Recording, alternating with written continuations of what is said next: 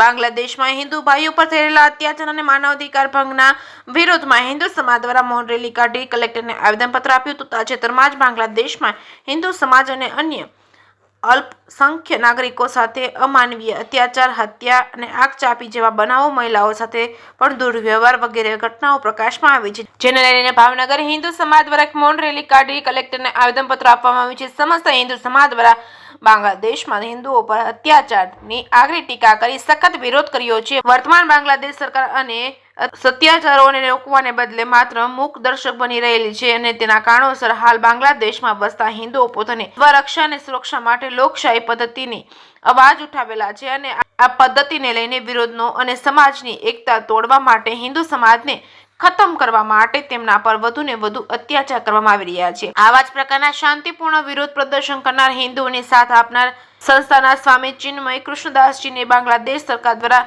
અન્યાયી રીતે ધરપકડ કરી જેલ હવાલે કરવામાં આવેલ છે, જે આંતરરાષ્ટ્રીય માનવ અધિકાર પંચ દ્વારા નક્કી કરેલા માનવ અધિકારના ભંગ સન્માન કરવામાં આવેલ છે અને અન્યાયી કૃત્ય કર્યું છે અને બાંગ્લાદેશ માટે હિન્દુ સમાજ ઉપર થતા અત્યાચારને તત્કાલ અસરથી રોકી અને જવાબદારો સામે કાર્યવાહી કાયદેસરની કરવામાં આવે અને સ્વામી ચિન્મય કૃષ્ણદાસજીને મુક્ત કરવામાં આવે તેવી માંગ કરવામાં આવી છે। જે કેસની ગુજરાતી સાથે હિરેન ભાયાણી, ભાવનગર।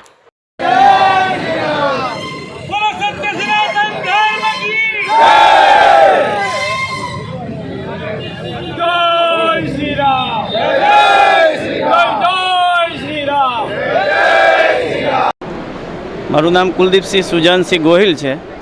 આજે જે સમસ્ત હિન્દુ સમાજ દ્વારા જે મૌન રેલી કાઢવાની છે, બાંગ્લાદેશની અંદર જે પ્રકારે હિન્દુઓ ઉપર અત્યાચાર થઈ રહ્યા છે એના વિરોધમાં આખા ભારતમાં આપણે હિન્દુ સમાજ એકત્રિત થઈને એના વિરોધમાં આપણે રેલી કાઢી રહ્યા છીએ। એટલે આજે ભાવનગર નગરના બધા જ હિન્દુ સમાજ જે છે એ એકત્રિત થઈને અહીંયાથી બધા મૌન રેલી જે છે કલેક્ટરશ્રીને આજે આવેદનપત્ર આપવાના છે। બીજું, આગામી 10 તારીખે માનવ અધિકાર દિવસ હોવાથી એ દિવસે પણ અલગ અલગ સંગઠનો પણ પોતાની રીતે અલગ અલગ કાર્યક્રમો જે છે વગેરે કાર્યક્રમો કરવાના છે।